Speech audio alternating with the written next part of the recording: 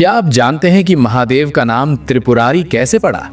इसके पीछे छिपी है 3 असुर भाइयों और उनके अभेद्य नगरों के विनाश की अद्भुत कहानी।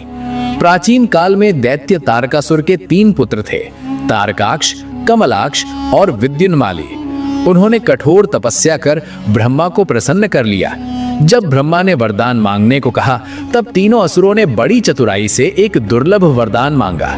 उन्होंने कहा, हे प्रभु, हमारे लिए 3 अलग अलग आकाशीय नगर हों, एक सोने का, एक चांदी का और एक लोहे का।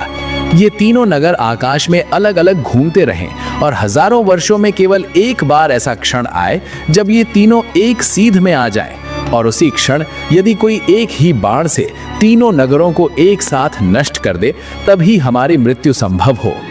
ब्रह्मा ने तथास्तु कह दिया। इसके बाद 3 विशाल उड़ते हुए नगर बन गए, जिन्हें त्रिपुर कहा गया, और उनके स्वामी कहलाए त्रिपुरासुर। समय के साथ वे अत्यंत शक्तिशाली हो गए। शक्ति के मद में चूर होकर उन्होंने देवताओं और ऋषियों पर अत्याचार शुरू कर दिए, जिससे तीनों लोकों में भय फैल गया। तब सभी देवता सहायता के लिए भगवान शिव के पास पहुंचे। तब महादेव ने एक अद्भुत दिव्य रथ बनाया।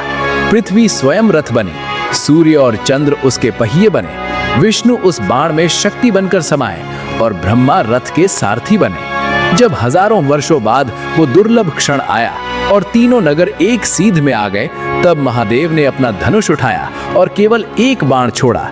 क्षण भर में तीनों नगर जलकर भस्म हो गए और त्रिपुरासुर का अंत हो गया। इसीलिए त्रिपुर नगरों का अंत करने के कारण महादेव त्रिपुरारी कहलाए, और इसी दिव्य विजय की स्मृति में आज भी देव दीपावली मनाई जाती है।